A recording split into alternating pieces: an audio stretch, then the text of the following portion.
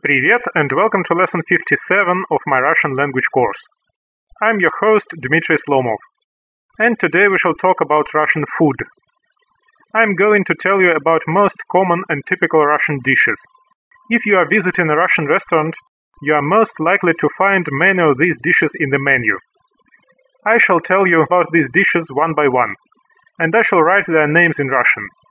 So this lesson will contain audio and reading sections all in one, with a sample menu at the end. You are not expected to learn all these names by heart. Just make sure that when you are reading a menu, you do understand what stands behind the names. By the way, vegetarian lifestyle is uncommon in Russia.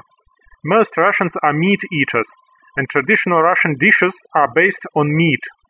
Recently, some vegetarian restaurants have become available in big cities. However, they are pretty rare, and if you are a vegetarian, you may definitely want to check out where you can find vegetarian food. Or you will just buy vegetables and cook by yourself. Anyway, if you get upset hearing about meat dishes, you may not want to continue through this lesson. So, menu in Russian, menu. And first we have the starters. Starters, закуски. Many Russian restaurants have a separate list of cold starters, холодные закуски, and hot starters, горячие закуски. Most common cold starters, холодные закуски, are salads. Let's look at them first. There is a very common salad which is made of red beets and potatoes, with green peas and vinegar. Its name comes from the word vinegar, and it is called vinaigrette. Vinaigrette. There is a very popular holiday salad which is made as layers of herring and grated boiled vegetables, potatoes, carrots, and red beets. On the top, there is a layer of mayonnaise and sometimes grated boiled eggs. This is called like herring under fur coat. Селедка под шубой. Селедка под шубой. However, it is written сельдь под шубой. Сельдь под шубой. The word селедка is more common in spoken language, and сельдь is more formal. A holiday salad which is made of pieces of sausage, boiled potatoes, carrots, green peas, and eggs, served with mayonnaise, is called salad olivier. Salad olivier. In other countries, this is often called Russian salad.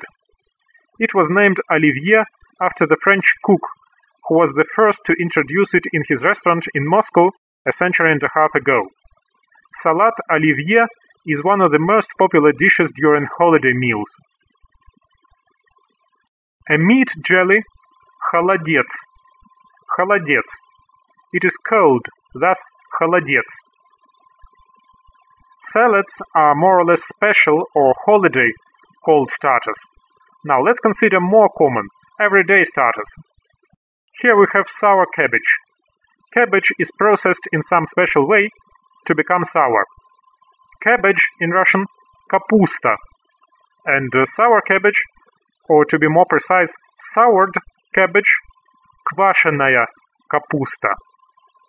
Квашеная капуста. Квашеная капуста, especially when it is served cold, is considered one of the best dishes to be eaten with vodka. It has very special taste. Pickled cucumbers, cucumbers, огурцы. Огурцы. Pickled cucumbers, or actually salted cucumbers, соленые огурцы. Соленые огурцы. Pickled tomatoes, tomatoes, помидоры. Помидоры. Pickled tomatoes, or actually salted tomatoes, соленые помидоры. Tomatoes may be pickled when they are red or even when they are green. Green соленые помидоры have special taste and they are somewhat crunchy. The hot starters, горячие закуски, are also served with soup. Here we have a sort of small pasties or small cakes with filling. Пирожки. Пирожки. With cabbage filling с капустой. с капустой. Altogether, пирожки с капустой. Пирожки may also have mushrooms filling. Then we have пирожки с грибами. Пирожки с грибами. And we may have other fillings too. A pasty cake with open top so that we can see its filling. Растягай. Растягай. Fish is commonly used as a filling in растягай. When we have a few of them, it is растягай. There is a traditional Russian pie with fillings inside.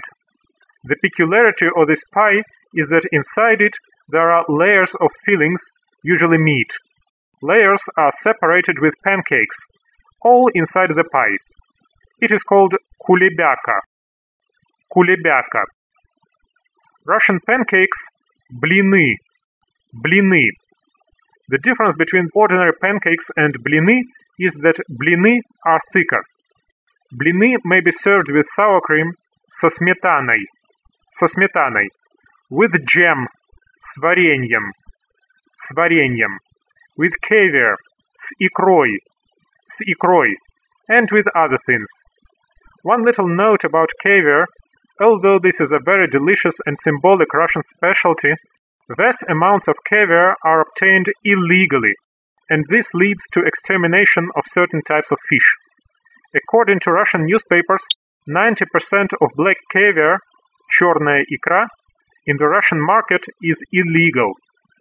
Red caviar, красная икра, is cheaper, and it is obtained from fishes similar to salmon. They are not that close to extermination. However, there are sorts of caviar that are even cheaper than the red caviar, which are obtained from quite common fishes. So I would better want to advise you these sorts of caviar. For example, икра минтая, икра щуки. One more sort of pancakes, оладьи. Оладьи. They are quite similar to блины, but they are smaller and thicker. They are usually served with sour cream, со сметаной. There is a special type of оладьи which is based not on wheat flour, but on grated potatoes. They are called оладьи картофельные, оладьи картофельные, or драники, драники. Originally, this is a Belarusian dish, but it arrived to Russia and Russians enjoy it too. The first course in a Russian lunch or dinner, the main Russian meal is served close to the midday, is usually a soup or something like that. The dishes in Russian блюда. The first course dishes первые блюда. Первые блюда are usually eaten with bread or with горячие закуски. Probably for many Russian peasants, soups were the main dish in the meal. Let's consider some traditional Russian soups. A most common traditional Russian soup is made of cabbage, potatoes, and carrots, and it is called щи. It may also contain different herbs. Щи has somewhat sour taste, and it is served with sour cream. It is impossible to imagine Russia without щи, and I believe it is impossible to feel Russia without feeling its taste, the taste of щи with a piece of rye bread. There is a special type of щи, the sour щи, кислые щи.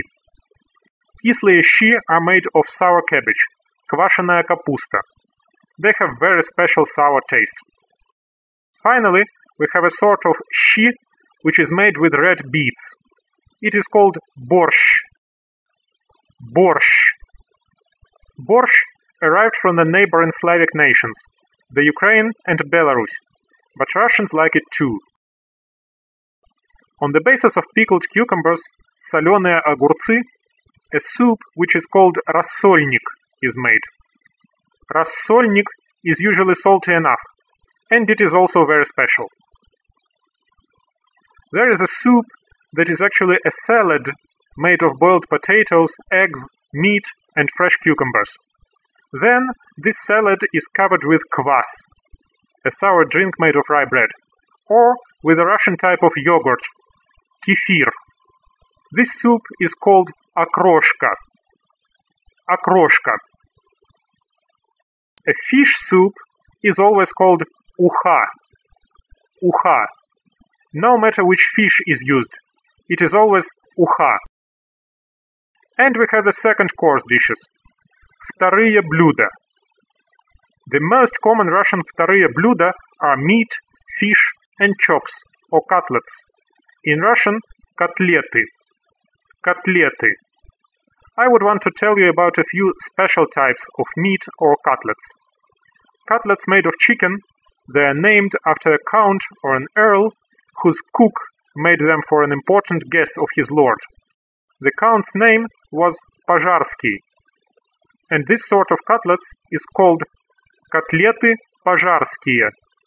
Котлеты пожарские. Cutlets that are made of a rolled chicken breast with a piece of butter inside are called котлеты киевские. Котлеты киевские. Or котлеты по-киевски. Котлеты по-киевски.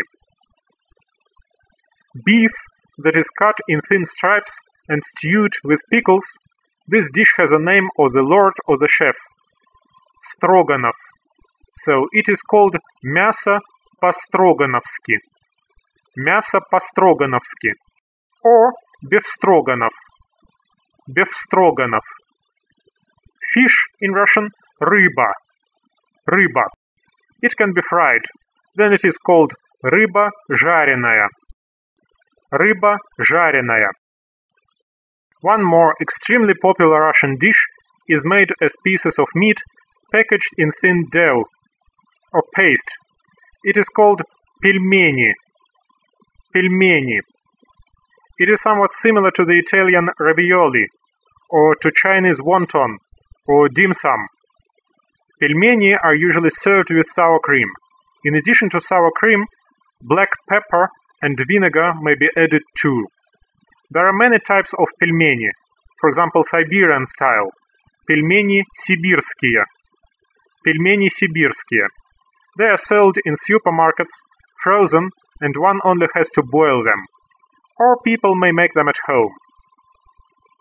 Side dishes, гарниры, гарниры, are always served as an addition to a main second course dish, except for пельмени, which are a thorough dish on their own. So here we have fried potatoes, картофель жареный, картофель жареный. People usually say жареная картошка, жареная картошка, but in writing it goes картофель жареный. Rice with vegetables, rice, рис. Vegetables, овощи. Rice with vegetables, рис с овощами. Рис с овощами. Buckwheat porridge, porridge sounds каша. Каша. Kasha may be made of any grains. Once kasha and shi were the main food of the Russian poor. Buckwheat porridge, каша гречневая. Каша гречневая. Or, in spoken language, гречневая каша.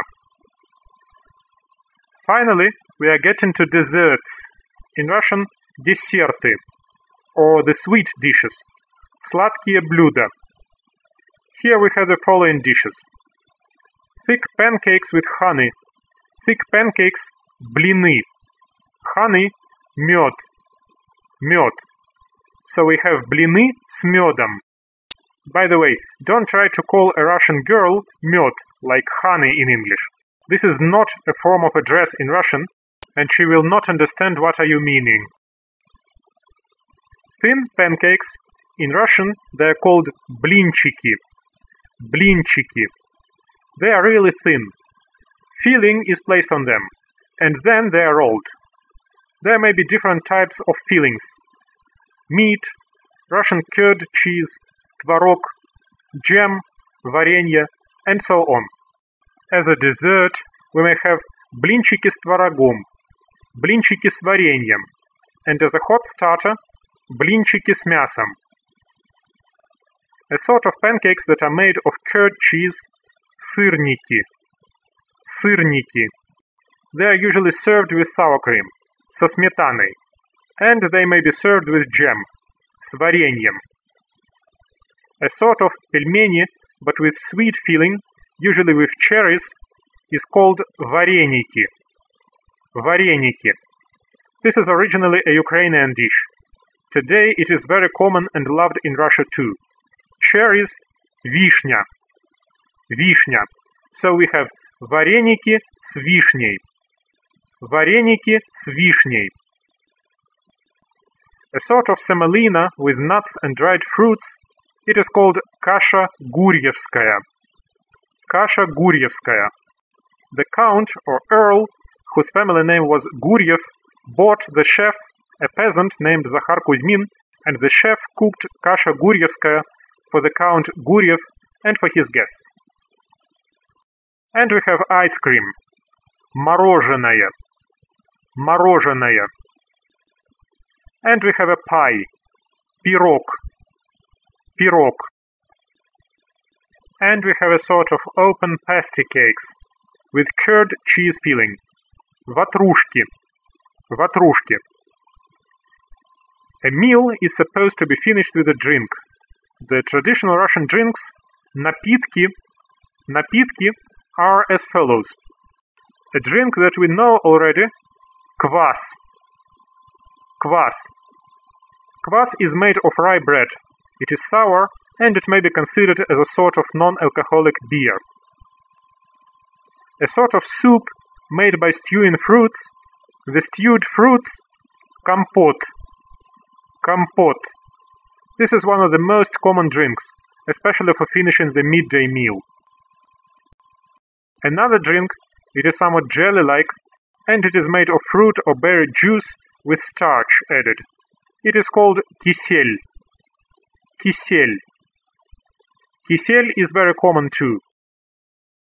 A drink that consists of fruit or berry juice mixed with water and sugar is called морс. Морс. Морс made of cranberry juice is very popular, and it is called морс клюквенный or клюквенный морс. What concerns the alcoholic beverages, the most popular is, of course, vodka. I shall tell you about vodka in the next lesson. However, there is a traditional alcoholic drink which has lesser amount of alcohol. It is made of fruit or berry juice, and it is called наливка. Наливка. In Russia, there are many different fruits and berries, many sorts of juice, so there are many sorts of наливка too. When we are talking about multiple наливка, we say наливки. Наливки. One restaurant may have many different наливки, declared in the menu as one drink. A very special ancient Russian alcoholic beverage made of honey is медовуха. Медовуха. This is similar to the English mead. This drink was known to the ancestors of Russians a few thousand years ago. In the ancient times, медовуха was a necessary drink for many rites of Russians. It was the strongest alcoholic beverage at that time. In the Soviet era, медовуха was forgotten, but now you can find it in shops and in restaurants. A few dishes that arrived from other former Soviet republics are very popular in Russia too. First, we have shashlik. Shashlik. Shashlik arrived from the Caucasus region, a mountainous region in the southwest of Russia. Shashlik has become a rather common dish at a barbecue.